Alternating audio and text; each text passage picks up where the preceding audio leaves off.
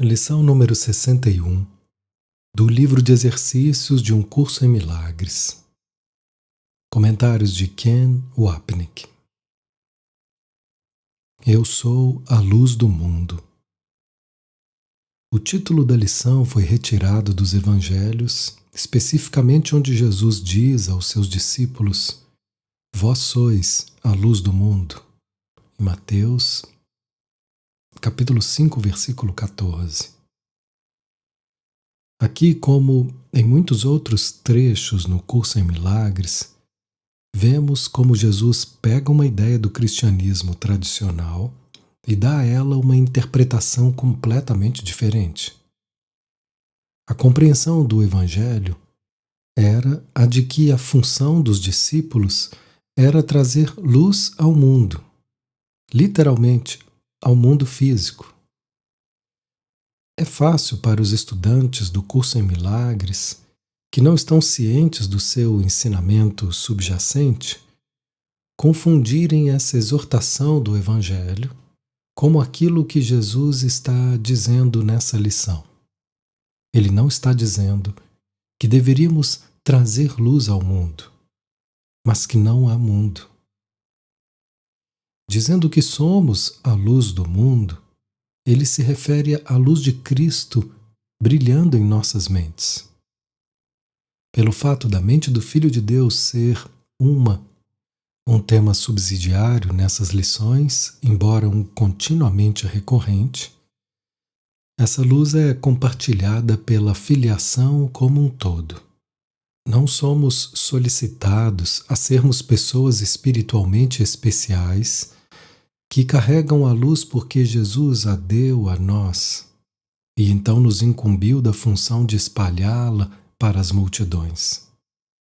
Em vez disso, ele está nos lembrando, o Filho único de Deus, que tem a ilusão da fragmentação, de que todos nós somos a luz do mundo. Isso então corrige o autoconceito do ego legado a cada um de nós. Nós somos a escuridão do mundo. De fato, a lição 93 começa, entre aspas, Tu pensas que és o lar do mal, da escuridão e do pecado. Fecha aspas. Essa é a ilusão que trazemos à verdade, repleta de luz sobre nós mesmos. Nossa arrogância e orgulho são expressos em mantermos o pensamento, entre aspas, eu sou a luz do mundo, mas você não é. Existe algo especial a meu respeito e na minha santidade beneficente. Vou lhe trazer essa luz, dando a você o que você não tem. Fecha aspas. Tal arrogância reflete o especialismo espiritual que eu tenho algo que falta a você. Em A Canção da Oração, Jesus discute essa dinâmica cura para separar no contexto dos curadores que acreditam que eles são os curadores, dando cura a alguém que está doente e, portanto, separando-se deles.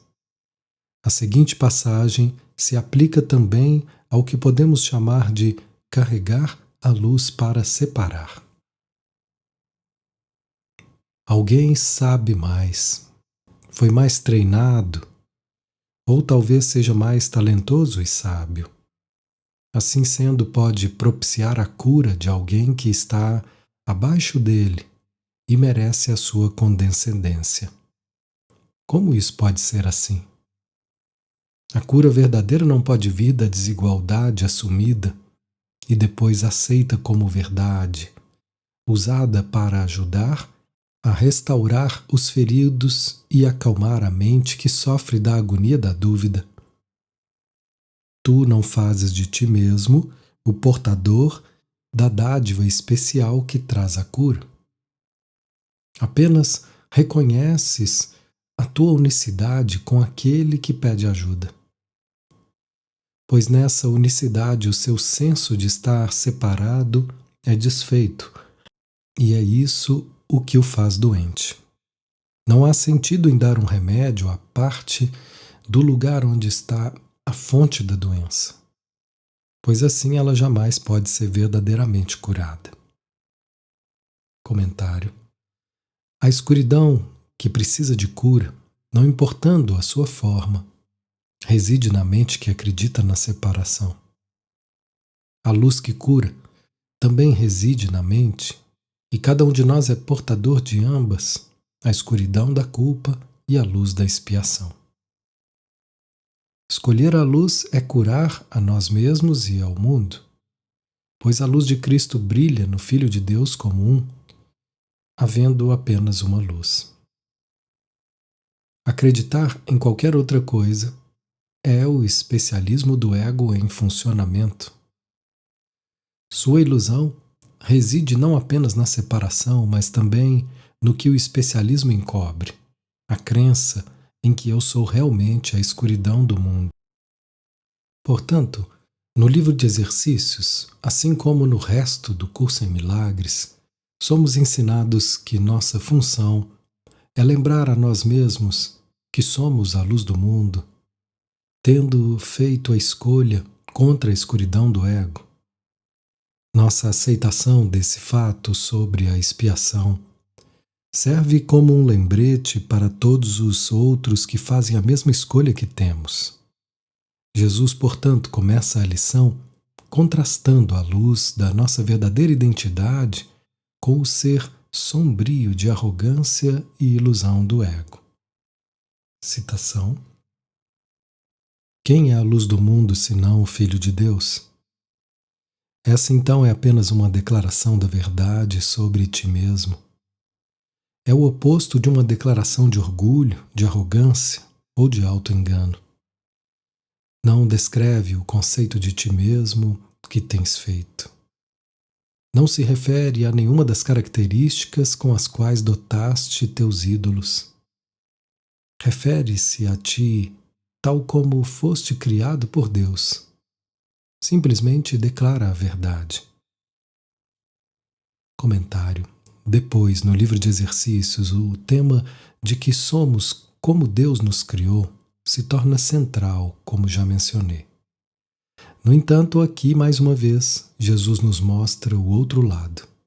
Ele quer que compreendamos o que acreditamos a nosso respeito, o pecador e culpado conceito de ti mesmo que tens feito. Ao mesmo tempo em que ele também quer que nos lembremos de que esses autoconceitos são uma defesa contra o nosso verdadeiro ser, a luz de Cristo. Citação: para o ego, a ideia de hoje é o epítome da autoglorificação. Mas o ego não compreende a humildade, tomando-a equivocadamente por autodegradação. Comentário: para o ego, eu sou a luz do mundo significa, novamente, eu tenho algo que falta a você. Da mesma forma, para o ego, a humildade significa autodegradação, um significado defendido por muitas e muitas pessoas. Essa versão cristã tradicional da humildade comumente encontra expressão em declarações como: eu sou um pecador miserável. Mas apenas pela graça do Senhor Jesus Cristo sou salvo. Talvez a mais famosa de todas as orações da Igreja Ortodoxa seja a oração de Jesus: Senhor Jesus Cristo, Filho de Deus, tenha misericórdia de mim, um pecador. Mesmo com as aparências em contrário, isso é realmente o máximo da arrogância, porque diz que pode haver um ser pecador que é independente e separado do ser glorioso que Deus criou. Uma passagem importante do texto reflete a falsa humildade do ego. Citação: um dos principais dogmas da insana religião do ego é que o pecado é um erro, mas a verdade é a inocência que pretende enganar. A pureza é vista como arrogância e a aceitação do ser como pecaminoso é percebida como santidade. E é essa doutrina que substitui a realidade do Filho de Deus, tal como seu Pai o criou, e tal como a sua vontade determinou que ele fosse para sempre. Isso é humildade? Ou, ao contrário, é uma tentativa de arrancar a criação da verdade e mantê-la separada? A humildade consiste em aceitar o teu papel na salvação e não em assumir nenhum outro. Não é humildade insistir que não pode ser a luz do mundo, se essa é a função que Deus designou para ti. Só a arrogância afirmaria que essa função não pode ser para ti. E a arrogância é sempre do ego. Comentário. Outro tema importante que aparece aqui é a função. Um curso em milagres ensina que nossa função é aceitarmos a expiação para nós mesmos. Aceitarmos o fato de que nossos pecados aparentes estão perdoados. Não é nossa função fazer qualquer coisa com ninguém mais. A razão sendo, em última instância, que não existe mais ninguém. Só temos que pedir ajuda de Jesus para curar nossas mentes. Pois então percebemos que a mente do Filho de Deus é uma. Uma vez curados, nos tornamos um símbolo de cura e de escolha da mente certa, a luz em vez da escuridão para todos os outros. Novamente, se tomarmos as palavras em um curso em milagres pelo seu valor declarado, sem entendermos seu contexto, poderíamos acabar com ideias que são o oposto exato do que Jesus está ensinando, cometendo os mesmos tipos de erros que o cristianismo e tantas religiões e espiritualidades têm cometido através da história. As afirmações que acabamos de considerar são exemplos principais desse equívoco, pois são vistas como reforço para o especialismo espiritual, uma das defesas mais efetivas do ego contra a verdade da nossa realidade como o Filho único de Deus. Citação: a verdadeira humildade requer que aceites a ideia de hoje, porque é a voz de Deus que te diz que ela é verdadeira. É um passo gigantesco no sentido de assumir o teu lugar de direito na salvação. É uma afirmação positiva do teu direito de ser salvo. E é um reconhecimento do poder que te é dado para salvar os outros. Comentário. No texto, Jesus explica em diversos trechos que nossa função na Terra é perdoar ou curar, e nossa função no céu é criar. Por exemplo, faze o trabalho do Espírito Santo, pois tu compartilhas a sua função. Como a tua função no céu é a criação, assim a tua função na terra é a cura. Deus compartilha a sua função contigo no céu, e o Espírito Santo compartilha a dele contigo na terra. Comentário. Essa lição, portanto, se refere à nossa função de aceitarmos nossa própria salvação, para que o Espírito Santo possa estendê-la através de nós. Também é evidente que Jesus está falando sobre um processo, entre aspas, um passo inicial em aceitar tua real função na Terra. Um passo gigantesco no sentido de assumir o teu lugar de direito na salvação. Fecha aspas. Isso não é algo que fazemos da noite para o dia, e ele não está esperando que seus estudantes façam a lição 61 durante a manhã, sejam curados durante a tarde e se tornem inteiros durante a noite, conforme entram no mundo real. Estamos começando a mudar nossas mentes sobre o que acreditamos ser.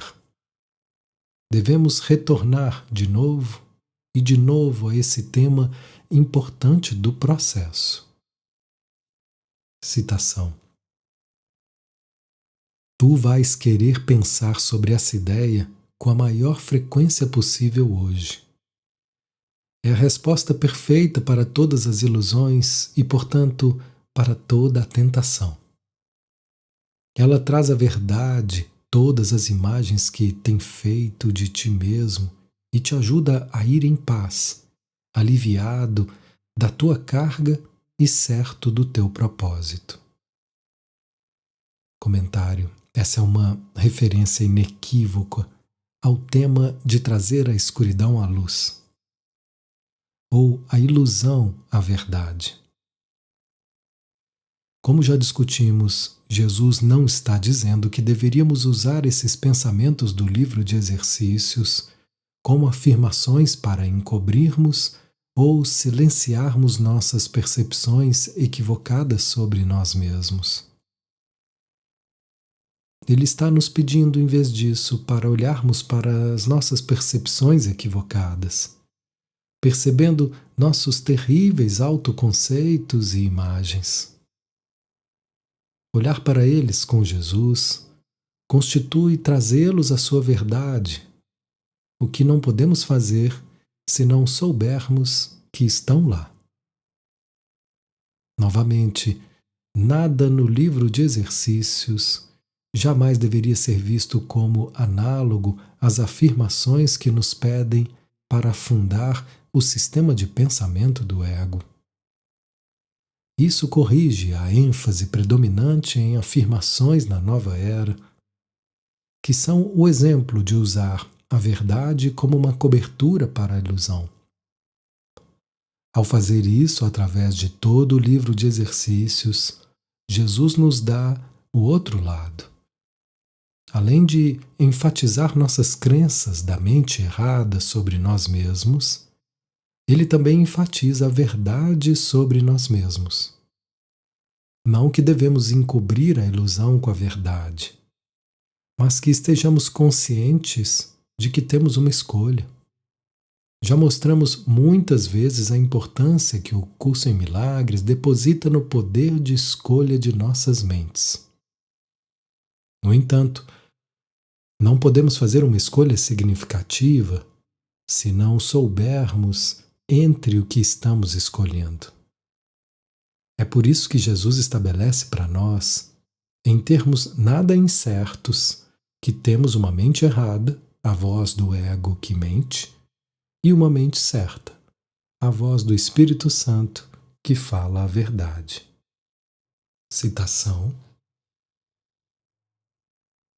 Tantos períodos de prática quanto forem possíveis devem ser empreendidos hoje, embora cada um deles não precise ultrapassar 1 ou 2 minutos. Deves começar dizendo a ti mesmo: Eu sou a luz do mundo. Essa é a minha única função. É por isso que estou aqui. Em seguida, pensa nessas declarações por um momento, de preferência com os olhos fechados, se a situação o permitir. Deixa que alguns pensamentos correlatos venham a ti e repete a ideia para ti mesmo se a tua mente se desviar do pensamento central. Comentário: note que Jesus novamente está nos impelindo a nos recordarmos do pensamento do dia com tanta frequência quanto possível, lembrando-nos da verdade da nossa identidade, a qual trazemos os substitutos esfarrapados de culpa e julgamento do ego. Note também como Jesus está esperando que nossa mente divague e gentilmente nos encoraja a ultrapassarmos nosso medo e voltarmos para a verdade do seu ensinamento. Citação: Certifica-te de começar a terminar o dia com um período de prática. Assim, acordarás com o reconhecimento da verdade sobre ti mesmo. Tu a reforçarás ao longo do dia e voltarás a dormir enquanto reafirmas a tua função e o teu único propósito aqui. Esses 2 períodos de prática podem ser mais longos que os outros se achá-los úteis e quiseres estendê-los. Comentário: a metodologia de Jesus deveria ser reconhecida até esse momento.